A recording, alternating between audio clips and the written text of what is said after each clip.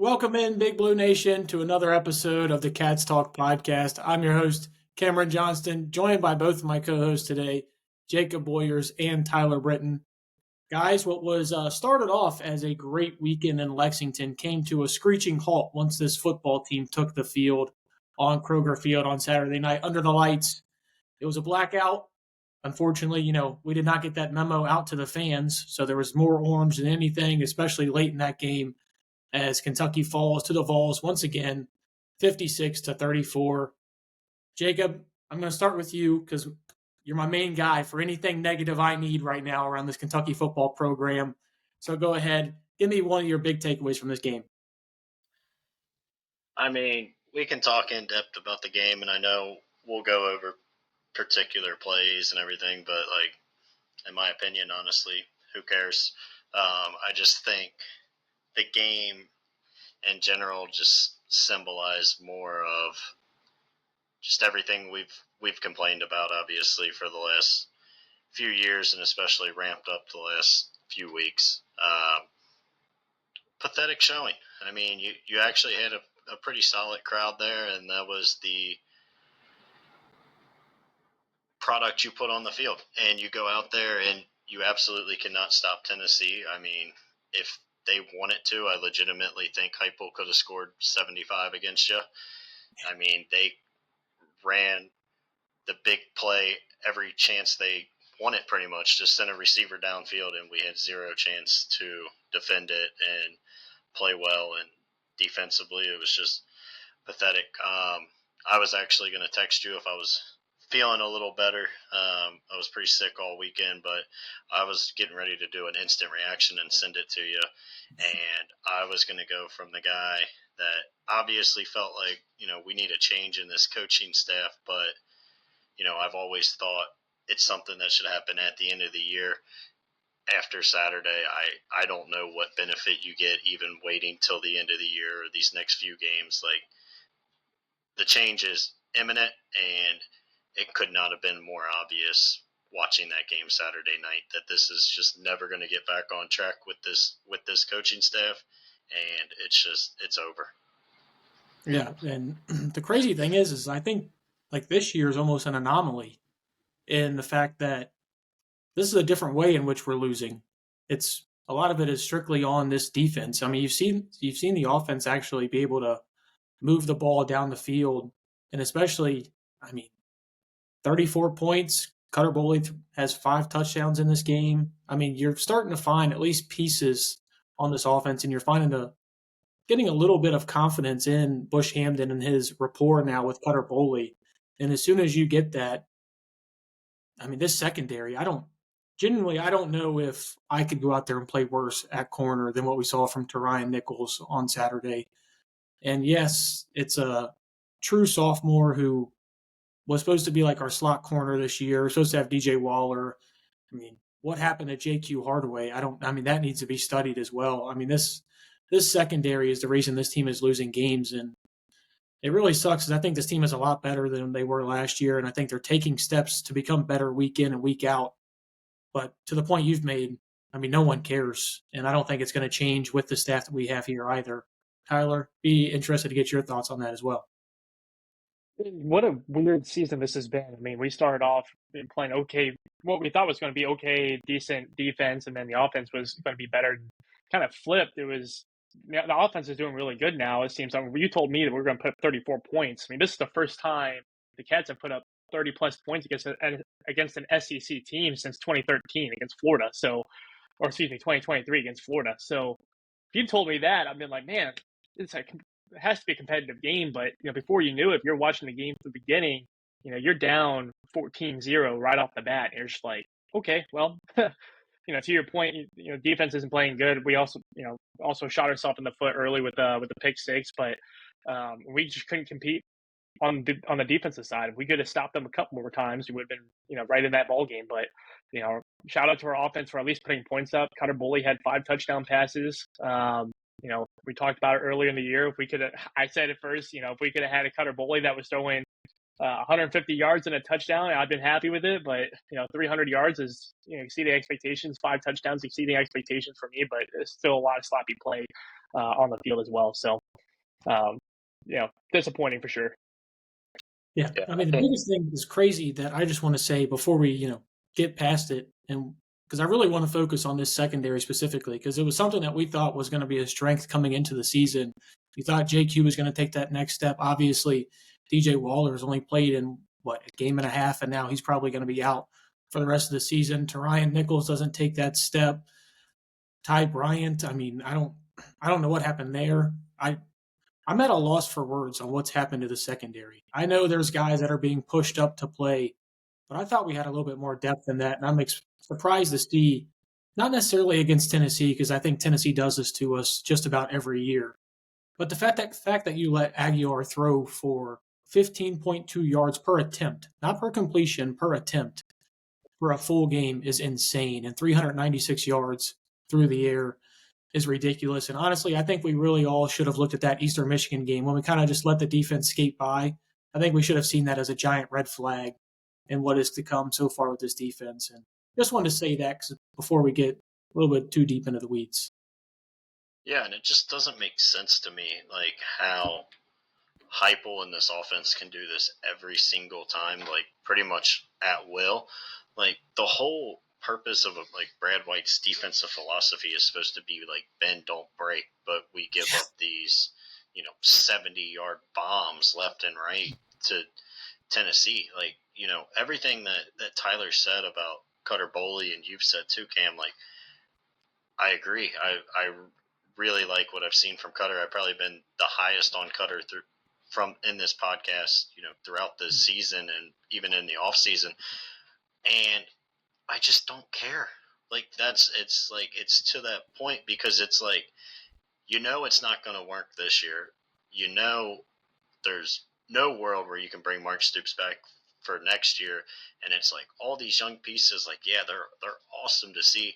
But you have no idea, like, what of these guys are going to be here next year with whoever the head coach is. And I think that's what also just makes it so frustrating, and makes really this whole year just a pretty much like wash for me, where like I'm gonna watch the games, but like I'm gonna have zero excitement about it. I'll tell myself I went to bed early Saturday after after a weekend of being sick. I couldn't do it anymore. I was too frustrated, and it's going to feel like a chore, I think, to watch these next 6 games and go through it. And I don't foresee it getting better on the defensive side of the ball. The secondary is just not good, and not nearly good enough to compete in the SEC. And then, I mean, it's just always something. Like, it doesn't matter. I mean, probably the secondary's best game might have been against Ole Miss, but then you have coaching mistakes that cost you that one. The defense plays well against a bad Texas offense, but you have coaching decisions and a couple of offensive plays, and you can't put the ball in the end zone, and you lose. And then you have a game, you bounce back where your offense scores 35 or 34, and you're never in the football game. Like, there's just always going to be something trickle down from this coaching staff that's not going to allow them to take a step and win games. Yeah, and I think we always knew that this schedule was a little front loaded, and we knew we were going to have to get a good amount of our wins in the latter half of the season. But like you mentioned, you're almost to the point where, I mean, even if this team were to find a way to win 5 games, I don't think anyone feels good about that, or anyone thinks, you can run that back and feel happy about it, even with, the progression in which you've gotten from a lot of these younger guys. And I think that's been the most damning thing about all of it, is that you're finding ways in which to where, if you would have said at the beginning of the year, like, what Cutter's done so far this year, and said we were 2-5, all of this, if you would have given me all this, said you have, DJ Miller goes for 100 yards and 2 touchdowns, you see breakouts from Willie Rodriguez, you see the defensive line I still think is one of the best in the SEC. You see all these things, and yet you're 2-5 and everyone's checked out. I'm sure you guys saw the pictures of people in the stands wearing the bags over their head. I saw somebody with like a communion pot that said Mark Stoops buyout on there. That's just where the fan base is, and there is nothing that can get them out of that. We mentioned, one of those things was to either beat Texas or Tennessee to get a little fuel to the fire, but with losing by 22 to to a rival in which Heupel is now 5-0 against Stoops, and none of them have really been close. I don't see it getting any better. Even though I want to be positive about what we've seen from this offense, it's just hard, especially when a good amount of the offensive line is going to be gone too. Yeah, we lost by 22 in the game. I don't even feel like it felt like it was that close. Like there was, I think there was one moment in this game we got it to 28-21, and you got them on a 3rd and 6 on your 47 with yeah, like but I had 15 zero seconds left. confidence we were getting off the field. I Like know. My it's a thing shame. is there was 10 seconds left in the half at that play. You're thinking at the minimum, okay, let's say we give up a 20-yard play here. They're scoring 3. You get the ball coming out of half. You're still, at least with what the offense had done there, you're thinking, okay, we're going to keep it within a possession here. When they gave up that touchdown at the end of the half, that's when I knew that game was over. Not like it wasn't already over before then, but that was like the final nail in the coffin going into the half. Yeah, I think it was pretty fitting to have the play where Macklin tries to pick the ball up and fumbles first down, and like that's just for a second because it's like this is a kid that's a senior. He's played a lot of college football, and I think it just trickles down to the vibe around this team and like just the little things. Like that play was what, and like I think like with Macklin in particular, like you're a senior that's played a lot of football. You should kind of know the situation better, and I think it just trickles down to all the problems with this coaching staff. It's like to have a senior making that big of a mistake. I mean, that was what, a 3rd and 9. You throw the ball to the line of scrimmage. You fumble at the line of scrimmage. Macklin tries to pick it up, doesn't. Luckily, finds a way to get the ball back. Just fall down. You're 17 yards away from the line of scrimmage or from the line to gain. Like, there's no scenario where he's going to go pick that up, and you're running in circles in the backfield 17 yards away from a first down, and you fumble it away. Like, just little mistakes like that are just so, again, like that's a senior, that's a guy that's played a lot of football here and elsewhere, and like you got to know better. And I just think like that was like the perfect display of what the Mark Stoops era has kind of become these last 3 years. Yeah, I mean, that play in general, I mean, obviously it's made its way around social media and, kind of just summarizes what Kentucky football is right now to the outside world and obviously to the Kentucky fans. I mean, you throw a pass that pass was to Hardly Gilmore. You got a freshman out there trying to make a play. I think he's about a yard or two short of the sticks when he's out there, fumbles it, and then Jamori to pick it up once is one thing and fumble it. Pick it up again and fumble it in the same play. Like I don't even know. I don't know how that happens. Like you It fumble was the once in a dumbest play game. I've ever seen. You fumble once in a game. You think like, all right, man, 2 hands on this. This thing's not going anywhere. To fumble twice in the same play is ridiculous. But I mean, I'm not going to get mad at Hardly Gilmore for trying to make a play, especially with the lack of plays we'd seen from this receiving core. But this makes me have so many questions about what we were doing in the beginning of the season, like that Ole Miss game. What was that? What, like I don't understand the Ole Miss game, like the play calling at all now. Now looking at this team, I mean, look how good Kendrick Law's been over these past couple weeks. He's been outstanding. He was almost a no-show. JJ Hester goes off in this game. His first catches of the season. He ends up with 2 touchdowns in this one. Harley Gilmore plays a massive role. DJ Miller is making big plays, has 2 touchdowns. Cam Miller is making good plays. I mean, so many guys are getting involved that it almost seems like we have like too many guys to keep rotating in. But in the Ole Miss game, we were searching to find anyone that could take the ball, and we were going strictly to the tight ends. Yeah. How about a JJ Hester showing and a Well, him just being touchdown? on the field. That's the first time I've Yeah, seen him on the field since he got targeted in that Toledo game. but like also I think it shows you see how good Cutter's been. Like again, I bring it back to the off season. Obviously, me and you guys aren't going to practice. We're not seeing this, but you heard people around the program. Pretty much everybody whispered it, and all the assistants were saying it without putting their name on it. Like one quarterback's a lot better than the other, and you still, you know, try to throw Calzada out there for whatever the purpose is, whether it's because you gave him the money or you didn't want to make it look like you went and got the wrong guy in the portal. I don't know, pride thing. I can't tell you, but all offseason we had heard whispers Cutter is significantly the better quarterback, and since getting the opportunity to play, it's been very, very, very clear. And to your point, I mean, the receivers have gone as Cutter's gone, I feel like. I mean, pretty much since he's been in there, we've seen them get the targets that they didn't get in, Toledo and Ole Miss game. Yeah, and I feel like this might just be something to where Mark is just searching for answers, and he's finally just like taking his thumb off of the offense, because it felt like those first 2-3 weeks we were trying to win in traditional Mark Stoops fashion, run the ball, bleed the clock, and it really feels like we've at least taken the reins off of that a little bit. Obviously, To an hasn't extent, we're worked. still 1 week away from the Texas Oh, game where, we trust were me, I get it, but we at the ran least you were moving the ball up and down the field. This team yeah. still struggles with situational awareness and being able to pick up those short yardages. But I also chalk that up to Texas having one of the best interior defensive lines in the country as well. Which is even more of a reason to not run it straight at them. But I don't know. You're shooting the messenger here, man. Trust me. We talked about it. We talked about it last week. It would still be interesting to see if that was to have the coaches on truth serum and figure out who really made those decisions to run the ball in those short yardage. Was that Stoops saying punch it in, or was that Bush saying this is my best play call right here? So yeah, I'm not going to say he's completely taken his finger off the offensive imprint, just because again, like, you also had some plays. Like, I mean, that Kendrick Law play, that was just a screen where he just let his speed do everything else.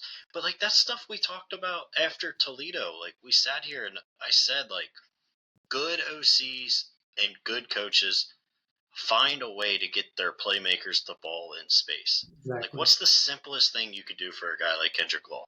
Throw him a screen and just let him run. And you've seen it over these last few weeks. Like, he's obviously got the ability to make the play, but it's like we didn't even want to attempt to try to get to that until 6 games into the year. So it just doesn't make a lot of sense. A lot about this coaching staff and decisions from both the OC and the head coach have just unfortunately not made a lot of sense this year. Yeah, and something else that doesn't make any sense is the defensive scheme that we're running. Like at any point in time, it doesn't make any sense. Like I like Brad White. I think he's done a tremendous job since he's gotten to the University of Kentucky. I don't know what's going on right now. Like I get it. Like they've almost said without like saying it, like their hands are up, their hands are tied. They don't know what to do at corner. And I mean, I don't think there is an answer for this defense. I think you're almost to the point now where you flip back to like the Tim Couch like air raid days where you just have to put it all on his shoulders and you're going to have to go win games by scoring 30 plus unless you get to play Arch Manning, who, just overthrows everybody and looks horrendous. Luckily, in that aspect, we do get to play Jackson Arnold this week. So, I mean, maybe a little bit of a silver lining there. But then again, it's almost to the point like if this was the Bengals team, boy, would I love to be tanking right now. But you don't get anything for tanking in the sport. No, I mean, there's nothing good that comes out of losing these games. But you're also to the point where, like, I don't want Mitch Barnhart to see, oh man, we just had a win at Auburn and start to, oh, is this starting to turn this way? And I don't think it will. I don't think that's what he's thinking either. But I'm not cheering for losses. But at the same time, man, it's really hard to get up and cheer for wins if you know that there's a chance that this staff is coming back. Yeah. Well, and it's also just I think that ship has pretty much sailed unless they can find a way to make a bowl game, which you're going to have to get incredibly hot and win at least against one pretty good team in either Vandy or Louisville to get to that point. But And undefeated Tennessee Tech. Yeah, but like also, and you mentioned it about like them talking about like their hands are tied and this and that, and like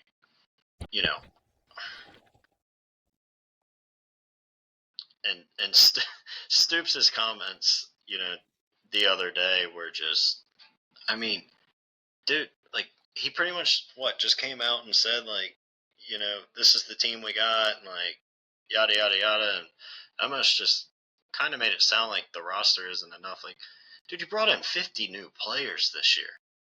Like, if you can't build a roster in this day and age that can compete in the SEC, like, that is as much of coaching as the in-game stuff, which you haven't been very good at the last few years. And it's like, building the roster is, especially with NIL now, like, there is no excuse of, we got the wrong guys. Like, that would be like a guy in the NFL that's the head coach and the GM. I know there's not a ton of those out there, and we don't see it that much anymore, but like back when Chip Kelly was with the Eagles and he was the head coach and the GM, like imagine if after he lost, if he just said like, well, we didn't sign the right guys or draft the right guys throughout He the kind of did. offseason. That's why he got fired. Yeah, exactly. But like that's like my point. Like Stoops, this is part of being a head coach now is this roster management and determining who you're going to give your NIL to. And if you can't do that in this day and age, you can't coach in this day and age. And you see it all around the country. Other teams are able to go out and completely rebuild their team in 1 year and be back to either having a completely competitive team or, a new coach comes in and in 1 year has his team competitive because he went out and got the right guys. And that's just part of it these days. And you got to be willing to do that.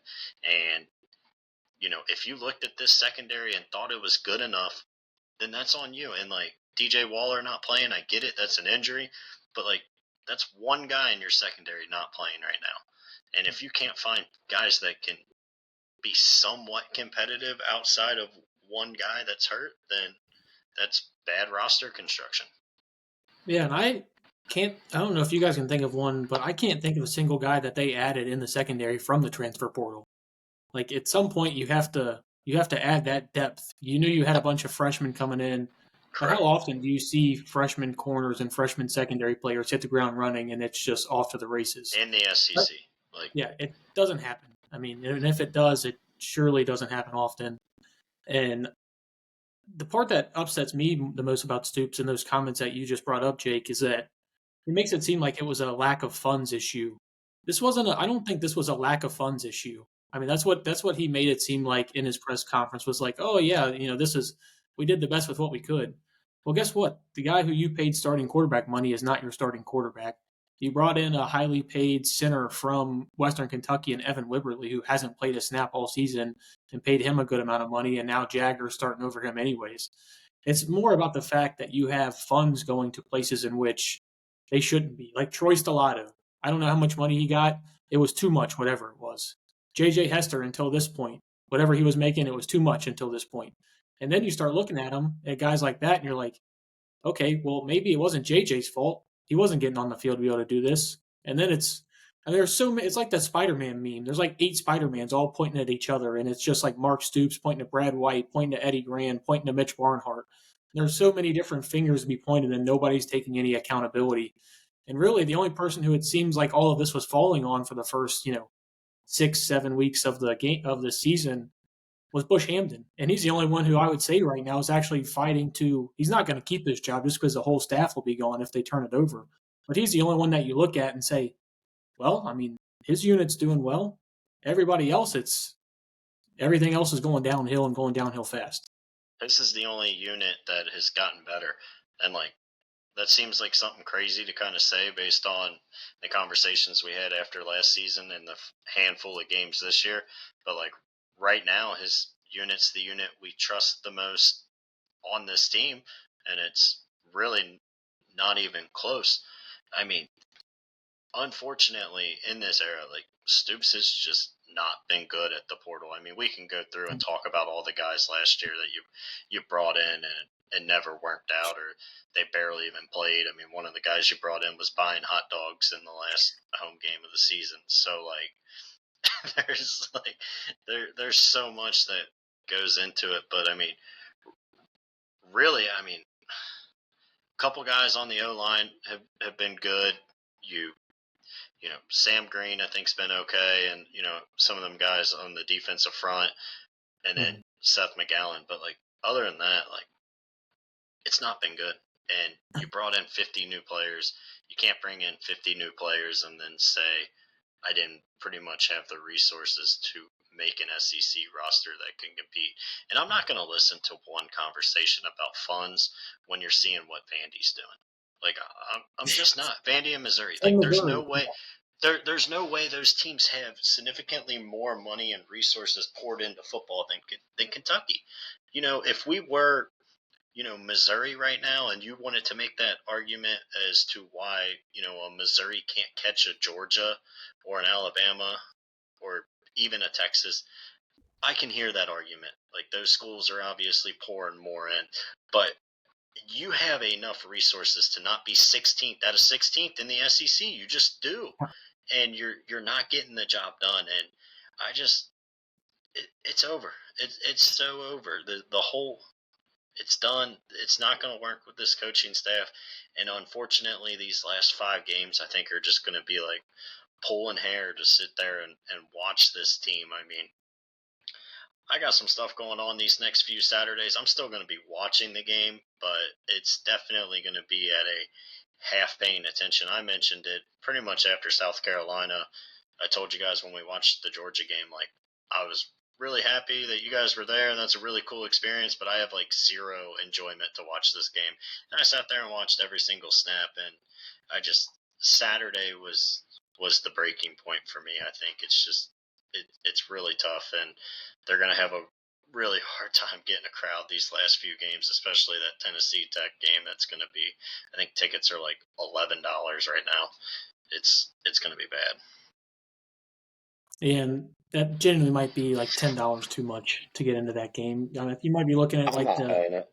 that I'm Joe not even in. Phillips and Vandy game that lives in people's minds of just how empty Commonwealth Stadium at the time was. But I like how you mentioned, you know, you don't hear Missouri and or Vanderbilt complaining about funds, and these are guys that are both in the top 25. Vandy's obviously doing incredible things down there in Nashville. I mean, even think about Missouri. Like you lost out 2 guys in the portal to Missouri. Like Ahmad Hardy, who's probably the best back in the SEC right now. You lost out That to wasn't a Missouri. money thing. And guess what? 4-star running back Marquise Davis, you lost out to Missouri last second as well. I mean, there's so many losses that you can see just like little writings on the wall of what this season was going to be. And the weird thing is like, I genuinely think they did pretty well in this transfer portal, especially as opposed to the year prior, because the year prior was, anything was Awful. better. But you look at like guys like David Gusta, Myquise Humphrey Grace, those guys have been terrific. You mentioned Sam Green's been really good as well. The offensive line, the guys that you brought in, Josh Braun has been outstanding. Shiaz Pete's been outstanding. Tom's favorite, Alice Wolschlager, has been good as well. I mean, you bring in a lot of these guys, and most of them have hit, but the guys that you brought in at that top level are the ones that have missed. And Jake, you know this as well, being a Cincinnati Reds fan. When you're the Reds, man, you can't miss on a Jameer Candelario contract. You can't do it. You have to hit those big money contracts. You have to hit them. If you're going to play at a deficit, you've got to be able to hit those big ones when you take them, hit those big swings, because if not, you end up cutting your losses like we did with Zach Calzada, like we've done with Evan Wibberly, and now you have to move on and play at that deficit, and we just don't have the talent on this team to be able to play at that deficit right now. Yeah, I mean, I don't know. We can sit here and say it forever. Unfortunately, like, I'm kind of at a loss for words is like where we're at.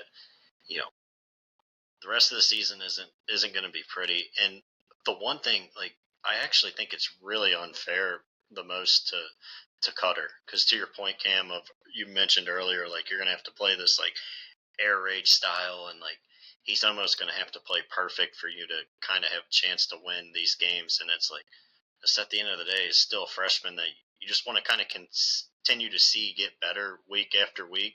And it's like now just so much rest on his shoulders of if you're going to have a chance at Auburn or Florida at home. So I just think it's going to be really tough on him, and hopefully a lot of these guys don't kind of quit, and then you get Cutter in a situation where he essentially can't be successful, and it potentially does damage for the future. But we've talked about it a handful of times. Like, there's a real world where this team just completely checks out and quits, and I think you're getting pretty darn close to that level. Yeah, I mean, the only thing I'll say about that I don't think rings as true this year as it did last year is last year you had a lot of seniors who knew they weren't going and playing anywhere else, like Gerald Mincy. A lot of these guys that, or at least on this roster, do still have either a future in college football or potential in the NFL. It's not going to be like guys like Shiaz Pete, Josh Braun. It's not going to be, they might not get drafted, but a potential chance at sticking on a practice squad for a couple of years, doing something like that. So I don't think this team is going to quit. And I do think that luckily for them, like this back half of the schedule is the easiest that they're going to have. Auburn and Florida, those both look a lot more winnable than they did early in the season. Tennessee Tech doesn't look more winnable, but I mean, then again, you're still facing an FCS team. I mean, they drop like 50 points a game and are 8-0 right now. But one question I have for you guys, I think we did this a couple of weeks ago, and I think we all chose a little bit more on the positive side. If you guys had to pick the way this season ends, do you think it's 2 wins or do you think it's 5? Which one do you think is more likely? Tyler, I'll start with you. Wrap up the season. I want to say it's probably more likely just a 2, but I don't know. I see them still beating Tennessee Tech. I just I always see us finding ways to lose games, and that's always going to be the problem in my head, in the back of my mind is, after we lost the games, when we lost to Ole Miss and then South Carolina, and then we kind of continued on, it was always like we always find ways to lose games, and that's the tough part for me to get around, is to say, hey, we're finally going to find a way to win when we just haven't done all year. And we, in one sense, we've just found the reverse. We're playing good defense and bad offense, and we switch and we're saying, hey, we're going to play good offense, bad defense. And even our good offense, I would say, still has a lot of making up to do if they want to be considered like a good offense in the SEC. Yeah, I think it's tough, and I don't feel good about this answer. I still think it's probably more likely you win 5, just because I really don't see a world where you don't beat Tennessee Tech, no matter how bad we're playing and as well as they're playing. And you could even start to almost put Florida in that conversation. Like, I think the most likely scenario for this team is 4 wins. So if you're asking me what's more likely, they find a way to win as a 10-point underdog at Auburn or lose to Tennessee Tech, I'm going to say they're probably slightly more likely to win at Auburn, but I don't feel good about making that prediction. Yeah, and that's kind of where I was thinking, is that I wouldn't feel good about either way. I think obviously the sweet spot is that 3 or 4 games right in the middle, which is why I gave you guys those 2 landmarks. Jake, I do think I lean with you. I do think 5 is probably more likely, just because these Auburn and Florida teams are not good teams. They really aren't. I mean, Florida's obviously already fired their head coach. If we go down there and win against Auburn this week, they'll fire their head coach as well. Gus Malzahn will be done. And then really you're just looking to see, I mean, True first. But yeah. What'd I say? Stands. Gus Malzahn, but phew, I went way back in the day, huh? We'll keep it going. I went way back in the day. Either way, he got fired too. So guess what? It's just going to continue the trend here. I think 5's more likely. I wouldn't put a bet on 5 or 2, like Jake mentioned. For some reason, part of me is just stuck on 3, and I don't know why. It's a real possibility, but I just look at it and I'm saying, well, I know we're not going to outcoach Auburn. We might outcoach Florida now with, Billy Napier being fired. But I know for a fact we're not out-athleting either of those 2 teams. And for those reasons, I don't think we win either of those 2 games. And then, you definitely don't feel good about Vandy later in the season. Louisville just beat Miami, even though I think they're a little fraudulent like always. But, you don't feel good about any of these games. And then you get to the point where, I feel good about beating Tennessee Tech, but it's definitely one of those ones that you look at and you're like, well, man, we couldn't stop Eastern Michigan. And this offense is better than Eastern Michigan's. And you look at Cutter's, Cutter's ability to throw the ball in harm's way sometimes. Maybe that's a game where he just doesn't have it, turns the ball over too many times. I don't know, man. It's It's a just possibility. we're at the point now where it's doom and gloom. But I do want to switch a topic here a little bit and just talk about the head coaching, searches that are going to be going on this offseason. I think we've all kind of waited a little bit, tried to give Mark Stoops his time to try and, get his fingerprints on this team. And I think we all can admit that no matter what he does, this is not going to turn in his favor. So do you guys have any head coaching candidates that you think are your number one go after as of this moment? And granted, Brian Kelly just got fired. Obviously, James Franklin's been fired. We're going to have to figure out what guys we can get in here because having Penn State open, having LSU open, Florida job being open, Auburn will probably be open as well. There's a lot of good coaching vacancies that, guys like John Summerall, Will Stein are going to be looking at and are probably going to get offers to.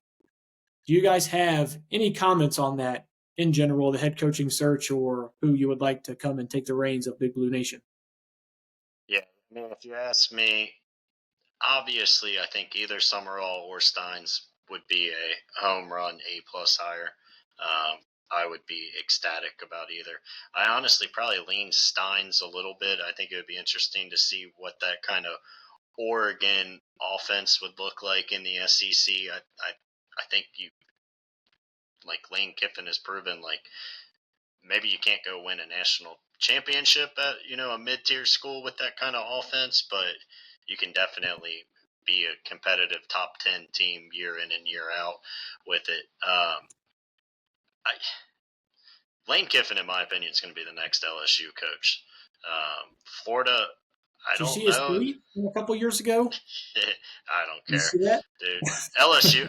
LSU is legitimately probably the best job in the country. Well, Now, his daughter's dating Weeks, so I mean, if he that's can true. stay around, there's that I connection there just as well. I don't know if you need a connection. I mean, LSU, you talk about a school that'll spend money. They will do whatever, and you have probably one of the best talent bases where you're the only major school in it. Yeah, Texas might have more players, but you're competing with A&M and multiple other schools. LSU, it's Louisiana's all yours. It legitimately the best job in the country. So I think Lane goes there, and then from there you kind of see how the dominoes fall. I don't know who's. I mean, Florida, they're talking about Jeff Brom, so I've heard Drinkowitz floated around there too as well. yeah. So So I do think obviously some of the other Kentucky media outlets have mentioned it. I think between Steins and Summerall, like the school you got to kind of watch is Auburn. I think that's the one job that's better than us that probably won't go get like pretty much whoever they want, and they got to wait and take a potentially a Summerall or Steins. But in my opinion, if you can get one of those two, I'm gonna be happy. I'm gonna be honest. I don't hate the idea of like Dan Mullen. Like I I want to kind of see how it shakes out first before we get to that point. But like he's killing it at UNLV. I mean, kind of killed it yeah, at he wins Mississippi everywhere he State. goes. So Wins everywhere he goes. I mean, he won at Florida. He just didn't win at the level that put them in at the time the college football playoff of 4 teams. But like he had years at haven't been Florida close with since. well, exactly, and he had years at Florida that if it was a 12-team playoff, he would have been hosting home playoff games, and who knows how different it would have been if you can lose 2 games in a season and be fine. So yeah, I wouldn't hate the idea of Dan Mullins. Other than those 3, I think you got to just kind of wait and see and who kind of emerges over these last 5-6 weeks of college football and what teams continue on a good track. But for me, like if I had my choice of those 3 right now, and you told me I could get one, I think I'm leaning Will Steins, even though Summerall's got obviously the head coaching experience as well. Yeah, I've heard Steins and I've heard Summerall as the 2 favorites for the Kentucky job. It's just really hard to say without the job being even open. Also, I still think that Penn State is a little bit more of a flavorful job too. That I think a lot of good coaching candidates are going to want to go to. before Kentucky University as of right now. And again, that's saying that before the Kentucky Kentucky Jack's University. even What open. is it? What Well, is Kentucky University? I don't know what that is. But yeah, it would be interesting. I also, want to float in the air. Would you guys be open? And I'm more so asking because I want you guys' opinion as lifelong Kentucky fans. James Franklin's out there, and he had gotten some good candidates at Penn State or good players at Penn State. Would that make a difference at Kentucky? No, I think the worst thing that Mitch Barnhart could do is go get a coach that has done less with more. I mean, James Franklin is like the king of doing less with more. I don't think he's going to have more resources here at the University of Kentucky than he did at Penn State, and he wasn't able to do it at Penn State to a level in which kept him around to have his job. So I mean, break glass in case of a emergency. Sure, I'd be willing to talk to him, but it's definitely not going to be inside my top 5 of who I'd like to hire. and I'll say real quick, just in regards to Penn State, like, yeah, Tyler, nobody's arguing that Penn State isn't a better job than Kentucky. I think we're just potentially looking at different candidates. Unless they whiff on their top 4, then they're probably not going to get to even Summerall. I mean, I'm looking at it right now. The odds on favorites, Matt Rule, and then after that it's Joe Brady, Mike Elko at A&M, which I would be obviously shocked if he left. But like, I think they're going to go for a Matt Rule, Joe Brady kind of quote unquote home run hire. I don't know if I consider Matt Rule a home run hire, but I think that's where they're leaning.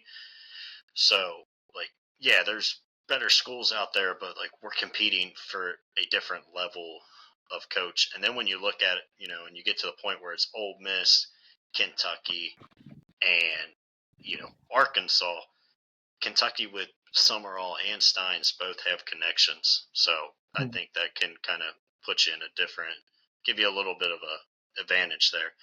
As far as James Franklin, I'm just out on that kind of coach in general. Like, him or Brian Kelly. Like, we just got out of it.